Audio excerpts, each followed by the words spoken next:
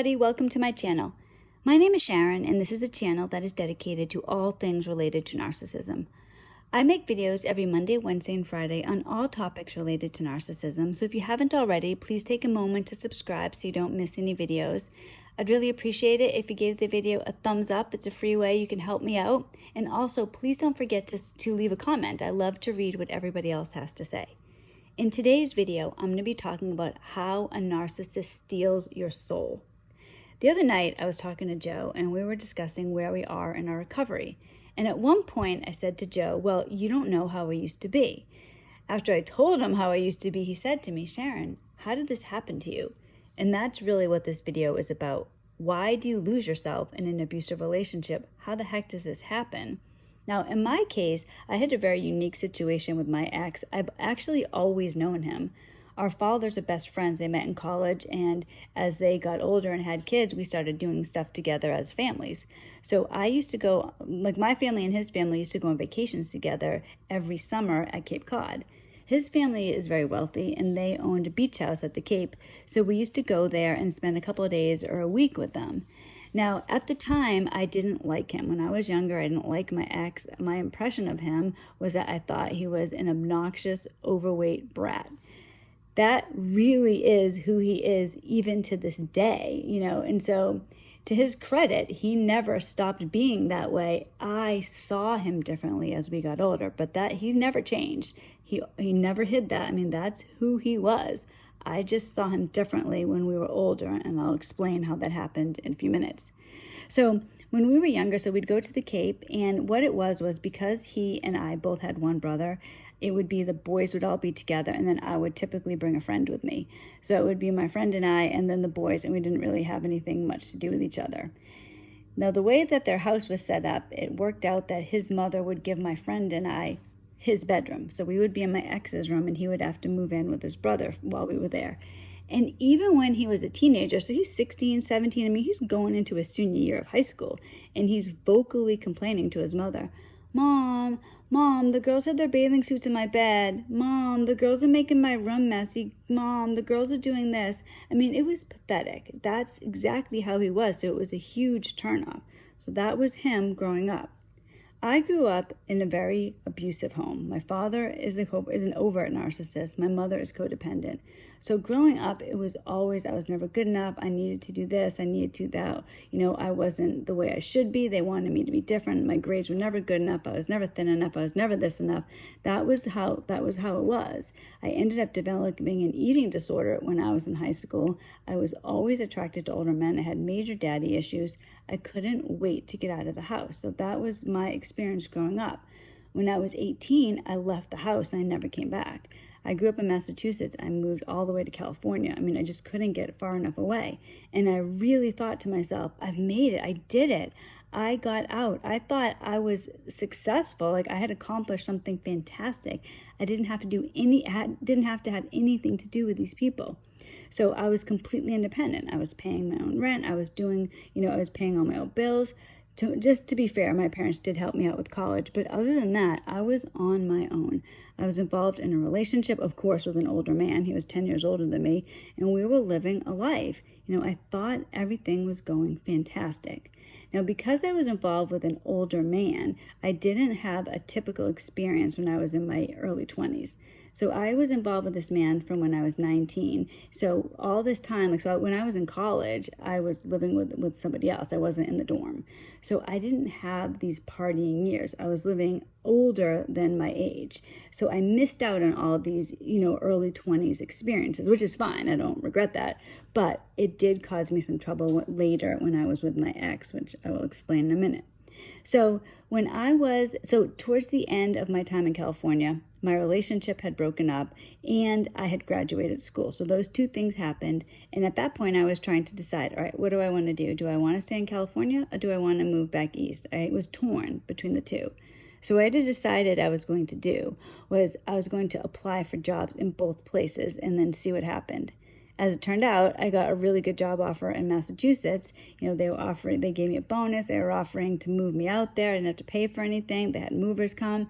So that seemed great. That seemed like I kind of took it like, all right, this is a sign. This is where I'm supposed to be. So I accepted that job offer and I moved back east. On paper, things were really, really, really going well for me. I had a good job. I was starting my life. Everything was looking great. Everything was looking up.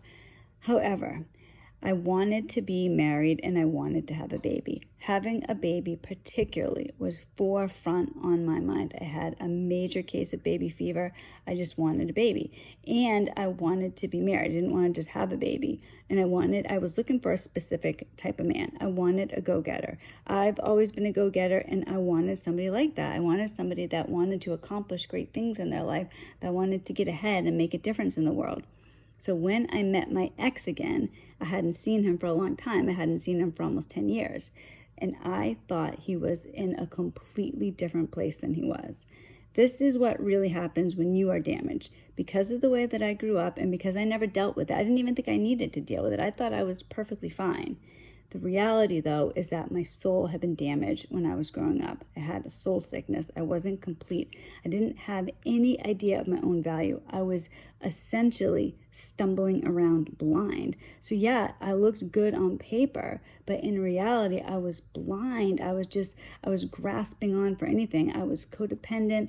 I wanted to be married. I wanted to have a baby, and that was what I was thinking. I wasn't thinking, well, what's best for me, or what do I like? It was more, who likes me? Does this person like me? That type of thing. I had no knowledge of my own value, and it's so crucial when you are dating to know your own value, to have boundaries, and I really didn't. So I met this guy who I thought I knew. And I remember I always knew him. I knew his family, and all I kept hearing was that he, my ex, was just like his dad. He was a miniature Bob. That's his father's name. He was a miniature Bob. So I thought, oh my gosh, like, this is great. I had no idea what codependence was. I had no idea what narcissism was. None at all. I saw his father as incredibly successful. So he was a successful person. He was really wealthy. He was a go-getter. He provided the best type of life for his family. And I was like, oh, wow, that's great. And then I find out that my ex bought his own home. Well, I thought he bought his own home when he was 25. I cannot stress enough how much that impressed me. So here I am. When I was 25, I was scraping together money to pay my rent. I mean, that's what I was doing. I was working, I was going to school. It was not an easy thing for me to pay rent, pay my electric bill, to take care of the animals that I had, to live my life. I mean, I didn't have a car for a long time when I was in California. I used to take the bus everywhere. So that was my lifestyle. Then I find out that somebody my exact age owned a home. And not only did he own a home, but it was a 3-family home. And so he wasn't even paying the mortgage. It was like a rental. It was a rental income. It was fantastic. It was an investment. I was so impressed with that. So when I met him again, and yeah, initially I saw him and I was not attracted to him. But at that point, that wasn't that important to me. What was more important to me was who he was as a person. The problem was that I invented who he was as a person. Even though the things were right in front of my face, I didn't see them. Now, I was lied to about the house. He told me that he bought this house. I found out later his father bought him the house. He didn't buy the house. His father bought him the house. And that's crucial because that impressed me. That made me think he was a certain way when he was not. Found out later, so yeah, technically he owned the house, but it was given to him. Somebody gives you something, that's great, fine. If somebody gave me my car, wow, I mean, that's so nice. But if I tell you that I earned it myself and I pay for this every month or I saved up for it, I'm lying to you. And you're thinking something positive of me unmerited. So that's exactly what happened. And he was happy to let me think this. He wanted to impress me. When you are in a toxic relationship, the person has to hook you in. You have to be impressed by them. So he wanted me to feel that way. He was always talking about how he was going to go so far in his career. In fact, he was going to buy me my own beach house. I mean, it's embarrassing for me to tell you this, but I believed all this. I thought, wow. And there seemed to be evidence because this is who his father was. And I kept hearing, oh, he's just like his father. So I'm like, wow. This is an accomplished man. He's come really far from who he was as a teenager. And of course, I was missing obvious things. There were red flags right in front of my face. I mean, I was completely blind. I was just putting my hands right over my eyes. The reality is that, well, the house is really the only thing that I was bold-faced lied to and really, really was shocked to find out that he didn't actually buy the house. But other than that, he would drink heavily. So every night he would drink not just a few beers after work. He would drink 12 beers, 18 beers, and a bottle of wine every single night. Now, in my naivete, the way I thought about it was, well, maybe this is what people my age do, because I had never dated somebody my own age. I had daddy issues. It was always older men. I mean, the serious long-term relationship I was in when I was in California, this man was 10 years older than me. I dated men older than 10 years older than me. So I never really experienced young adulthood. I was always with older men. So I was older. I didn't experience that. I didn't live in the dorm when I was in college. So I'm thinking to myself, well, this just must be what they do. This must be what people my age do. I mean, I had no clue. But on top of that, he was working, the way his job was, so he worked in finance, but the way his job was, you could work either 4 days a week, like a 9 to 5, or you could work, 5 days a week, 9 to 5, or 4 days a week, like 8 to 6. He chose to work the 4 days a week, 8 to 6. And it wasn't so that he could have that 5th day off where he could make something of himself or improve himself, work on himself. It was so that he could sleep in because he was partying. That's what he wanted to do. He had season tickets to the Red Sox. He used to go to every game and get drunk and obnoxious at every game. And I just ignored all of this. I believed he was a go-getter, and nothing was going to take me away from that. I mean, I was doomed at that point. I wanted him to be this way. I believed he was this way. I had minor evidence that he was this way. I had huge evidence he was anything but. I ignored everything that was not what I wanted to see. And I just went towards this because he would tell me, I want to get married. I want to have kids. As a matter of fact, I want my wife to stay home with the kids. And that's what I wanted. He was mirroring me. I wanted to be a mom. I wanted to be with my kids. I wanted to raise my kids. I'm always devoted to the things that are passionate to me. And I wanted to raise kids. I wanted to raise them myself. I wanted to have babies. I mean, I was very maternal. I'm still very maternal. That's exactly what I wanted. And when he's telling me this, I'm hearing all my dreams are in this one person. And then on top of it, because I knew his family, I knew they were successful, I'm like, wow, this is great. So I'm really thinking I have it made. But these types of relationships, it's almost like, if you picture like a fisherman, right? Here they are on their boat and they're casting out their line, and there's this big juicy worm on the end of the hook, and this fish is coming by, this fish is doing mind its own business, and then it sees like nirvana in front of it. Wow, look at this big juicy worm. It's all mine. I can have all of it. They go in, take a big bite of what they think is theirs. Next thing they know, they're jerked out of the water. They're thrown hard onto the boat. They're hurting. They're in pain with this hook in their mouth. They're slashing around. They can't breathe. And the fisherman is going to eat it. So it's not going to be saved. It's been purposely yanked out of its life. The life is minding its own business. Now it is somebody else's dinner. That's what happens to you when you are in these types of relationships. You are just pulled right out of your life. You're abused horribly. You're eaten by somebody because they take you. They take your soul, your goodness. It is manipulated and twisted and pulled apart. Before you know it, 10 years has gone by and you don't know what happened to your life.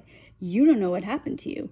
If you wake up and suddenly you're thinking to yourself, oh my gosh, how did I get here? How did I get in this position? What went wrong? The good news is that now you're on the road to recovery.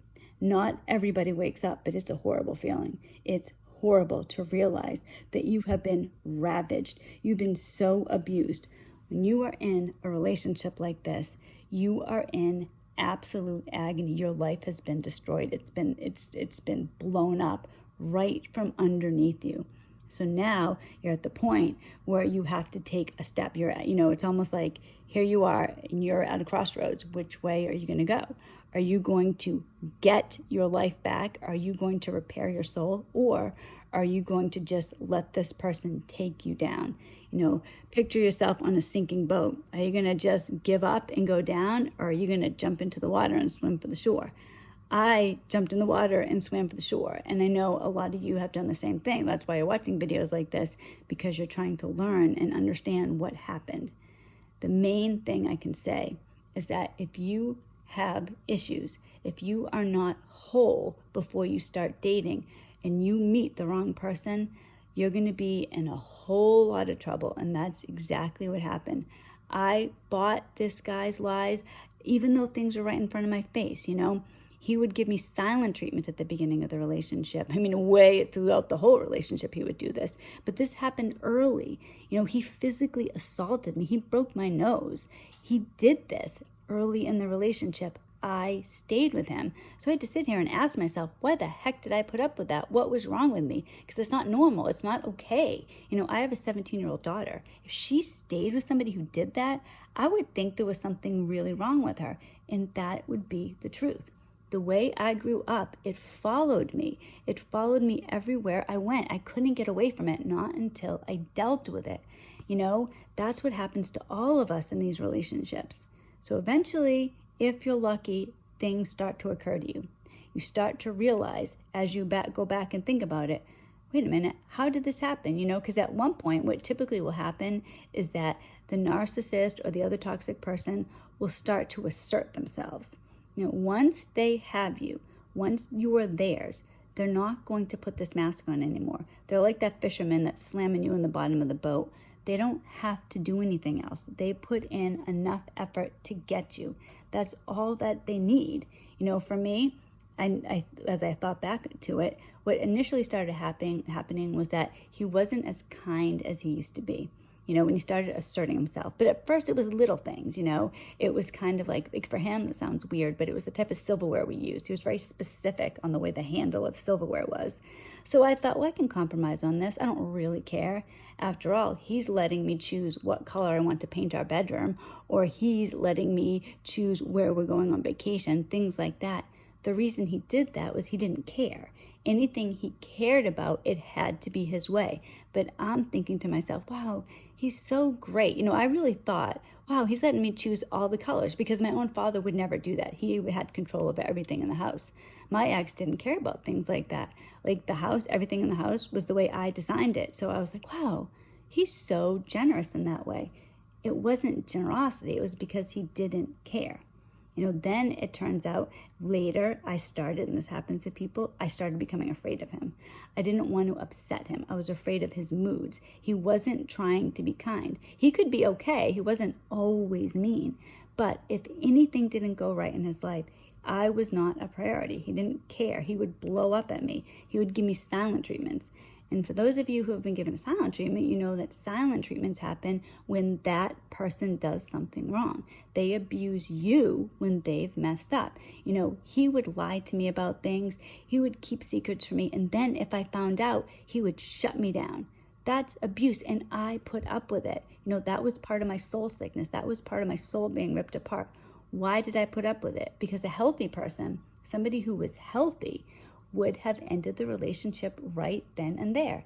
Today, now that I'm on the other side of the abuse, if I was in a relationship and somebody gave me a silent treatment, that would be the end of the relationship. I would just go ahead and make that permanent. All right, you don't want to talk to me? Fine, you're never going to talk to me again. But I wasn't like that in my relationship. I needed to heal. In order to have a healthy relationship, you have to be healthy from the beginning. It's not possible to be in a relationship and not have a soul sickness and not be complete in your knowledge of your own value. And then suddenly you're going to have this fantastic relationship. You're going to attract bad people. Narcissists, other toxic individuals, they can sense it. It's almost like a dog. Dogs have this amazing sense of smell. My dogs always amaze me. If I have treats somewhere in the house, they know exactly where they are. That's like a narcissist. They know exactly who's toxic. They can sense it. They can smell it. They just look for you. And then you are so down on yourself. You don't think this way. Like I told you on paper, I look like I was successful. But I wasn't complete inside, and he latched onto this.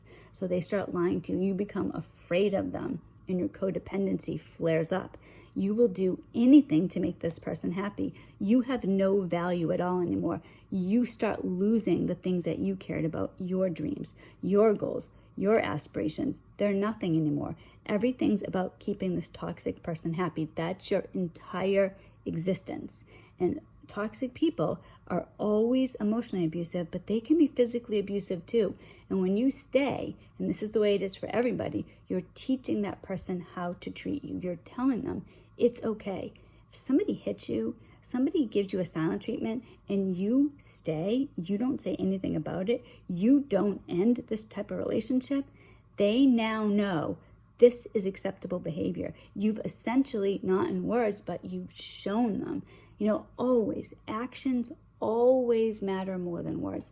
If you say something or somebody says something to you and they don't back it up with action, be very, very wary of this person. It's easy to say words, but to back this type of thing up, it's not the same thing. So my ex, he would tell me, oh, I'm sorry, but then he would keep doing it. And then when I didn't say anything or I forgave him, now he has a clean slate. He can continue to do this. That's what happens to all of us. Your soul is sucked out by these people. They're like a giant vacuum cleaner just sucking the life out of you, or they're like a vampire. They're just feeding on you. They're feeding on your goodness because they don't have any value themselves. But for whatever reason, they're able to dominate you and they take full advantage. Once you start recognizing it, like I said, that's the beginning of you feeling better. That's the beginning of you having your own life, of you being independent, of you getting your life back. The secret is working on yourself. Once you work on yourself, you can have a fantastic relationship. So Joe and I, here we are, we're talking, like I said, a few days ago, and he's asking me, well, how did this happen to you? And then I'm sitting here and I said to him, and I've said to him before, you really, even though we met later in life, Joe and I have talked, it would have been better if we met in our 20s and we could have had a family together. I mean, that would have been fantastic. But, at the same time, I don't know if we would have been okay back then because we both had a soul sickness. Neither of us were as emotionally healthy as we needed to be. We both stayed with partners who abused us. Now we did the work. That's why we can be in this relationship in the first place. We've both been separated from our exes, my case a year and a half, his case a little over a year. In that time, we've worked on ourselves. We didn't just move right into another relationship. We got ourselves to a good place, and now we don't have that broken soul. We're okay. Our souls are solid. We're good. We're ready to love somebody else, but expect and demand that love back. You're not just willing, to just be abused by somebody. Now we can love each other wholly. So I said to him, you have me at the best place I've ever been. That's because the work was done. The best thing to do is do the work before you get into a relationship. But for many of us, we didn't even know. I didn't know. I thought I had gotten out of the relationship with my family and now I was free. And I had predictable problems as I went forward. It wasn't until finally I did the work I needed to do. Ironically, and this is the thing, my awful relationship, my abusive narcissistic relationship, pushed me into the recovery that I needed to heal. So going through the work I needed to get over that, to get over what had happened to me, healed me. And now I'm free. I'm really free. Granted, it's way past when I was moving out of my house at 18, but I'm here. And that is like all of us. Once you get to this place, everything can begin again. And if you have the right attitude, if you think to yourself, thank God I made it here. Now I can have a real life. So whether you want to be in a relationship or not, whether you want to have a new career, whatever it is, you can accomplish it. Until you're dead, it's not too late. That's really the attitude that I have, and that's the type of attitude that will get you forward in life. Because if you think to yourself, well, geez, now I'm in my 40s, now I'm in my 50s, geez, I'm 70, that is going to be the narcissist or other toxic person continuing to take control of you, owning part of your soul. Your soul is given to you by God. You can do what you want. You can have the life that He has meant for you. It doesn't matter if it starts off later than would have been ideal. You still have the chance. None of us know how long we have. I often think about people who right now are dying in a hospital who would give anything to be any of us. Because people that we know or people that understand our situation might think to themselves, oh, I wouldn't want to have that situation. That would be horrible. What a nightmare. But people who are going to die, who don't have much time left, would look at our situations as blessed, as the luckiest people around. We still have a chance to move forward. So I hope all of you do that with me, because that is the secret. That's the secret. Having self-confidence, having the knowledge that, you know what, it's not too late. I can still have what I want. And for me, I am not going to let my ex dictate my life for 1 second longer. I got lost in the relationship. He completely took ownership of me, and I had nothing. Everything was about pleasing him, making him happy. Everything that I cared about, I lost. But once you start doing the recovery, you start getting it back. You get it back. You become stronger than ever. It's a gift, and we all need to take that gift and hold it to ourselves and move forward, knowing the future is ours. It's what we make of it. Nobody else is controlling us anymore.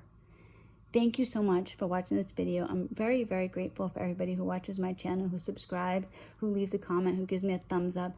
Thank you very much. If everything goes well, I will see you on Friday for another video, and I hope everybody has a wonderful day. God bless.